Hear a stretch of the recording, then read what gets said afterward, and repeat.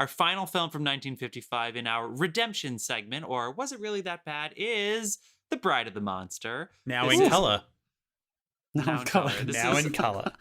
This is very much available on Roku TV, which is where I saw it with commercials, which made the 1 hour and 9-minute movie longer, but it's still great. And it is written and directed by Ed Wood Jr. Ed Wood Jr. It stars Bela Lugosi, who is very famously the original Dracula from the 1931 Dracula. He also, along with Boris Karloff, really defined the Frankenstein movies. So Boris Karloff was the monster, and Bela Lugosi was in them, I guess, as the doctor. And then eventually he played the monster in like Frankenstein Goes to the Ritz. I don't know. He eventually played the monster. These movies are really strange back then. But what a resume! This is his. He is a very strange Austrian actor. Sure, Bela Lugosi, Romanian. Yeah, shit. We gotta look that up. So Bela Lugosi is fucking creepy. Hungarian, Austrian. Hungarian, Austrian, and Romanian, okay, cool. Whatever. Okay. Yeah, he got around. Silent film star, definitely known for scary, creepy movies. So this is The Bride of the Monster. Here is the very, very short pitch on IMDb. A mad doctor attempts to create atomic supermen. I don't know if... Hold on. Let's go to the longer description here. Rumors abound about what may go on at Creepy Mansion just north of town. The house is owned by Boris Karloff, who is conducting experiments. Wait, no, hold on, I fucked that up. Yeah. The house is owned by Bela Lugosi, who is conducting experiments. It's a timeshare. It's a timeshare. God damn it, the beer is really starting to hit me right now. Bela This is the point of our Karloff. podcast. We're He an is hour the in, same it's hitting me. human being. God damn it. No, you're right. Okay, It's hold the on. same Let me go person. back. Rumors abound about what may be going on at a creepy mansion just out of town. The house is owned by Bela Lugosi, There who it is is. conducting experiments to turn people into super beings through the use of atomic power. Reporter Janet, damn it, Janet Lawton, Janet, decides to Janet. look into what is going there and its possible connection to men that have disappeared in the area. When Bela Lugosi takes her prisoner, he has definite plans for her. My short elevator pitch for this is definitely a movie that inspired Rocky Horror, but it wasn't funny. Well, it was funny. It's funny for us. They didn't think it was going to be funny. They thought it was going to be scary, but I found it hilarious, especially thinking the whole time, oh yeah, that reminds me of Rocky Horror. Also, they keep talking about how these people are disappearing, as I mentioned, so succinctly this third try that I went through that description. There's a monster believed to be lurking in the woods who is capturing these men and killing them. And that monster is a fucking octopus. And that octopus is definitely a stuffed animal. Like, it is the worst monster. Dude, the first time that comes out, it took so long to kill that guy. That's some non-union octopus right there. Well, they definitely have like a 12-inch long octopus in a tank. And then they have a 40-foot octopus puppet. And for some reason, Ed Wood decides he wants to build suspense, similar to Diabolique, perhaps, where these men, primarily, are like wrestling with the octopus, but it's clearly not alive. So what you should do is the Steven Spielberg thing, where you're like, shit, the shark doesn't work. I have an idea. Let's just not show the shark. Instead, they show maybe a combined 6 minutes of men rolling around with a stuffed animal fucking octopus. It is so fucking funny. So anyway, it's called The Bride of the Monster because, very similar to Frankenstein, perhaps, Bela Lugosi has this superhuman called Lugo or something that is his lab Lodo. assistant. Lodo, who has I believe has a gill in his but he's kind of he's kind of Igor meets the monster. So they become the same Yeah, they really character. did combine them. That's exactly what I thought. And Bela Lugosi is the mad doctor who can make people hypnotized by his long, spooky fingers and his weird, creepy Romanian eyes. He's definitely got the creep factor down. He definitely has the creep. Yeah, this guy has a career in being a creep. So anyway, it's a super weird, fun, just ridiculous 1955, I guess, horror movie played by the guy Johnny Depp eventually played in a movie. Who wants to go first? Who wants to take it? Have you not buzzed us yet, Woof. Dave? I don't know what you're doing over there. You go first. Dave, what did you think first? Did Tell you us did how you much see at the love this beginning, movie. like the opening credits, where they credited the directors of photography? And I couldn't. Directors, I looked. No, I I didn't. searched everywhere, and I could not find why there were two directors of photography on this. The only thing I can think of is they're crediting whatever stock footage company they bought all the fucking stock footage they used in this film from. Yeah. Yeah. Yeah. This is a movie. It is still fun. I still had fun. a decent time watching it. It was It's fun. terrible, but it's fun. But this is a movie where, like, even if you have never seen a camera in real life, been on a film set in real life, or have any idea how a movie is made, you cannot help but notice the problems with the filmmaking. Like, everything that can go wrong goes wrong in this movie. As we were laughing about the props and the way they use this fucking octopus is awful. The continuity is all over the place. The writing is terrible. Every yeah, okay. I hope we got 2 beers open there, John. Oh my god, I'm drunk. I didn't, but I think the charm of this movie and why I think everybody found Ed Wood so endearing is that none of it bothered me. Yeah, Like, same. I think I was more Yeah. frustrated. I think I was a little more frustrated. Frustrated might not be the right word, but I think I found this movie a little bit more endearing than 13 Ghosts, where I was like, what's happening in 13 Ghosts? It just didn't feel like they were in the same movie. I feel like Absolutely. everyone involved in this movie knew they were making one of the worst movies ever made. And they were like, as long as we keep it under an hour 10, I think we'll be okay. I don't even know Bela who was Lugosi- buzzing for that. Bela Lugosi did this weird, like when he was watching somebody be fed to the monster. You know how in Austin Horror, when they do the laugh, Austin Powers, when they do the laugh and they have like cycles with like, ha ha ha ha ha ha. Bela Lugosi did that like 8 times, but I think it was supposed to be unironic. He kept turning to Ludo and he was like, ha ha ha ha, look, that person's being eaten by an octopus. And then he turned back. I wonder if Bela Lugosi thought he was doing multiple takes, but it was actually the same take. You know what I mean? Like usually, Yes, like, I bet you yeah. he thought they were going to take the best one, because he did the exact same gesture like 6 times in a row. It was really strange. That's what I'm saying. There's so Also- many things like that. Also, There's an octopus and an alligator. So there's 2 different monsters, and each time a man. It's usually a man, except and for the rubber Janet, who's snake. the Don't one- forget the rubber snake. And oh my god, the was- terrible rubber snake. Who, by the way, Ludo like smacks with a branch. Lodo! It's very clearly not in that coverage. Ludo. whatever his name is, the big guy. Ludo's the Yeah. guy, the thing from Labyrinth. Oh shit, yes. you're right. Oh god. yeah. Anyway, so there's a alligator and then a snake an and an octopus, and octopus. both times they're getting like close to this monster.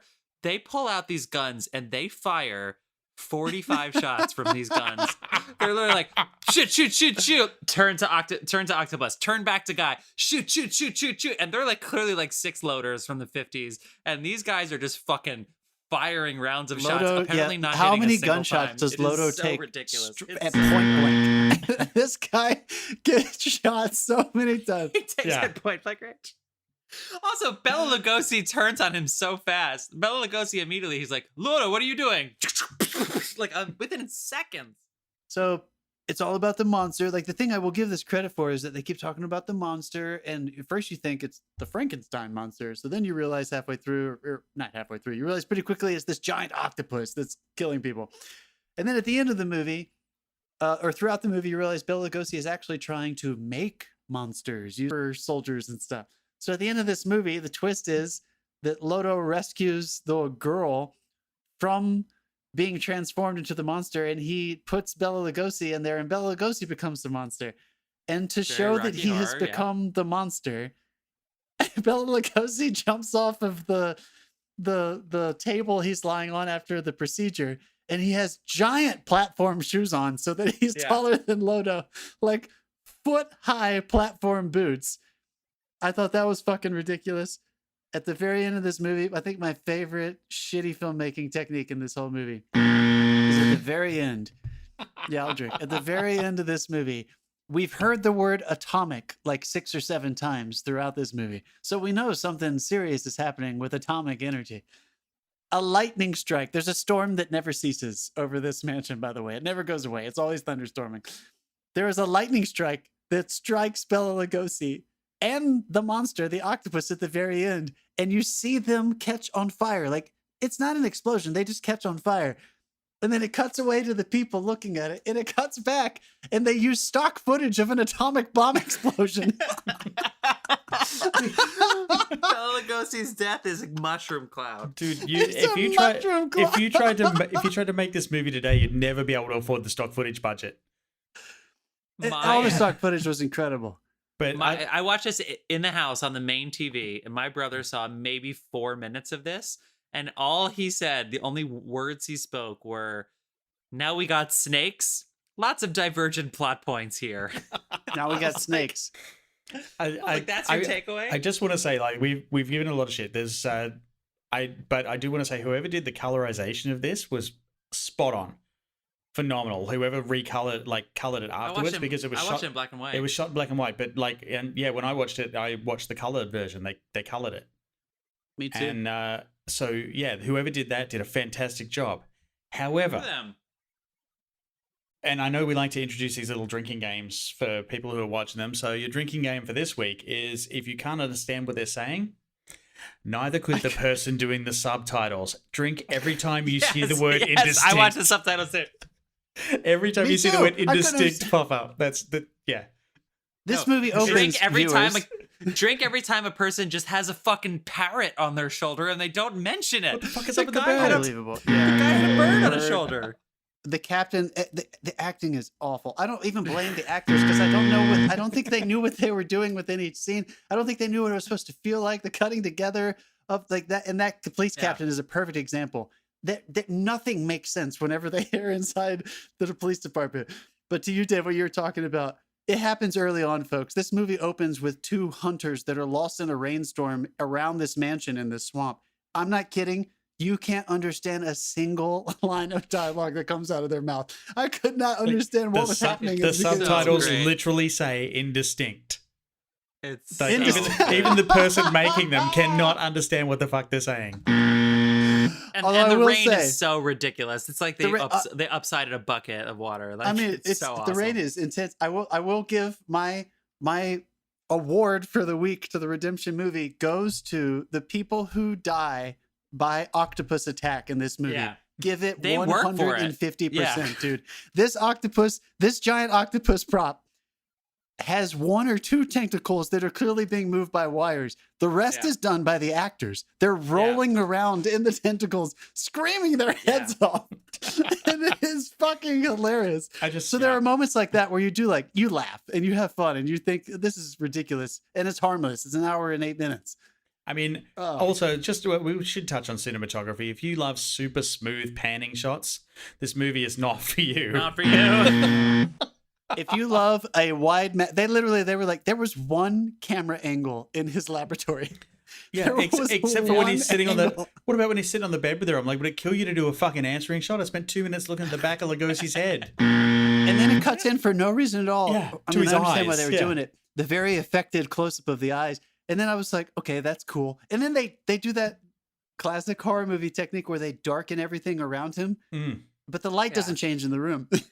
When it cuts out to the white coverage, all right, nothing has changed at all. Okay, so then we get about, I want to say 2/3 of the way through, and one of his colleagues has shown up, and it gets a little touchy because his colleague's shown up from the old country, and suddenly someone drops the words "master race," and Master Race is I'm like, spoken. whoa, hang on, someone just said "master race," and 30 seconds later, no, it's okay, he's dead. The octopus beanbag got him. Also, it was a scientist with a German accent. Another Rocky Horror reference for sure. He really even resembled Dr. Scott.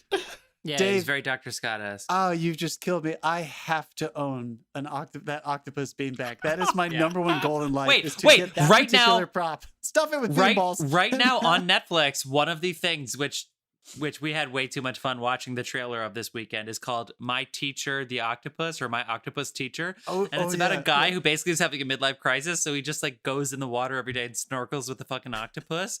And it's like, we're watching this. We watched this for 2.5 minutes multiple times, and we were like, I'm worried about this octopus is not safe with this guy. He's gonna get anyway. So then we watched this movie with the giant stuffed animal octopus. It was perfect. What did you guys think about Go, Dave. No, Sorry, no, go. you go. I've got this. What did you think about out of nowhere for no reason at all? This is a scientist who's up until this point has at least been pretending to be a scientist, and then he starts manipulating the woman with his hands, and this is the exact note it had. It's like, wait, I'm gonna summon my bride with interpretive dance. I mean, and the particular choreography of the hands was incredible because there's a moment earlier, viewers, where he basically says, "You're feeling sleepy," and he like hypnotizes her, and I was like, whatever. And he like raises his hand in such a way that you're like, okay, I guess she was Dracula drugged or fingers. something. And then when he summons her, y'all, if you just look up on YouTube, folks, just look up on Bela Lugosi summoning the bride with his hands. The particular movement he does is just, it came out of absolutely nowhere. There was no justification for it. Oh my God. And also, they cut to his eyes, and his eyes are making a look that nobody's ever seen before. Like Bela Lugosi didn't know, like Bela Lugosi was doing like the hand thing, and he was like, "You're asleep, you're asleep," and then it cut to his eyes, and it looked like he was sawing off a leg of a living person. It was like also, it's like, okay, so what we're gonna do is we're gonna get a close up of him, and when he's looking at the camera, I'm gonna sneak up behind him and jam my thumb right up his butthole. That'll do it. That was the most Australian. Wait, that was the most Australian sounding thing you've ever fucking said in your life. That's not my gag. That's a South Park gag. But yeah, having a thought. Yeah. Did anybody watch the pandemic special? Let's stop talking about this movie. Did anybody watch the pandemic special? The South Park pandemic special? Talk about the movie, John. Anyway, yeah. You're right. You're right, Peter. You're right, Peter. That was Natalie Wood. Oh my God. There were so many things that, again, I challenge you. I challenge you to get a drink and sit down, smoke your split, whatever you want to do. You sit down and you fucking laugh at this movie because it is laughable. Haven't you wanted to see a Bela Lugosi movie before he died? We've already... Yes, but I want to see what... Now I want to see one of the good ones again because I need to redeem his... because he has a quality. I understand why they used him so much. He was great. I mean, this is like, we made a reference to Tommy Wiseau earlier. Like, this is the kind of movie you can have a group of friends around with and just piss yourself laughing at how bad it fucking is. I mean, that is all I was thinking about was like, because as we referenced at the very beginning of this episode with Ed Wood, he is much more famous now than he was when he was making movies because of this lore that he had. And eventually Tim Burton made a movie about him starring Johnny Depp in the mid-90s. So we know him more than probably he was known at the time. So another fun thing that I kept thinking about when I was watching this was like, he knows all those actors. Like every single one of those people in his movie were like him, were like on the fringe of Hollywood. Like no one respected them. No one thought they were great at what they did. And they just got together and they made these movies and they made a little money. And it was, so I don't know. I thought, again, I feel like this movie is totally harmless. It's worth watching. I mean, it's entertaining, it's not fun and it's silly. It's entertaining, just not for the reasons they thought it was going to be entertaining. Yeah, they don't know. They don't know that it's bad. So you do feel a little guilty because you're laughing at it. You're not laughing with them, but it's still harmless. I still think you should give it a shot. What other standouts that were just awful to you guys? Any other terrible moments or acting or lines or? There were so many. Every second of the acting. It was consistent. Every fucking second of the acting. Why did that guy get trapped in the swamp and the alligator came out? What did that do for the story? There's a moment in the middle of this where this guy steps in a sinkhole. Hey guys, he starts sinking. Also, I got some the director. I got some stock footage of alligators. Where can we use this? The director has to say, look, here's where you point the gun. Let me point it. Yeah, that's exactly where you're aiming. This guy didn't know where he was aiming this gun. It was a Looney Tunes sketch. He was shooting at this alligator as if he was fucking Yosemite The reason Sam. we know the director has to say that is because of this film. Yeah, it's just like honestly. Just gunshots just going anywhere into the woods. That whole sequence with the alligator is my favorite part. That last sequence, the screen shifting, the screen movement, basically, of the choreography of what the characters are doing as they move through this swamp in this final sequence where they're chasing down the monster. I could not follow it at all. I had no idea what direction anyone was actually moving within this swamp, and you were obviously supposed to know. There's a moment at the end where they have this big climax where one of the humans, who's still a human, pushes this giant boulder over Bela Lugosi, and it's supposed to knock him into the swamp. You clearly yeah. see it just knock him down. And roll over Immediately. him. And roll. That And roll actor over rolled his him. ass into the swamp. He was like, oh And then shit, it I gotta get cuts- in the swamp. And he just rolled his ass into the swamp. But then it just cuts immediately to Bela Lugosi in the swamp. It's like you saw him not go in the swamp. Yeah, Just- the editing was not God. great. Editing wasn't great. God, they just don't care. I He almost didn't got have to the just footage. raise my That hand. editor got this footage and Cheers. went, what? He went, come on. He got this footage and he went, what do you want me to do with this? What editor? What editor? What are you talking All right, about? people. All right. Go watch this movie. Turn it into a drinking game. I think it's fucking fun. If you're doing a production of Rocky Horror and you're hanging out with the cast and you want to watch something stupid, watch this movie. Everybody Oh, else, I yeah. don't know what to tell you. It's a great Ed That's a Wood very- movie. I'm so glad that's a this was very my niche. first Ed Wood. This is my first Ed Wood ever, and Ed it Wood. totally All right. lived up to it.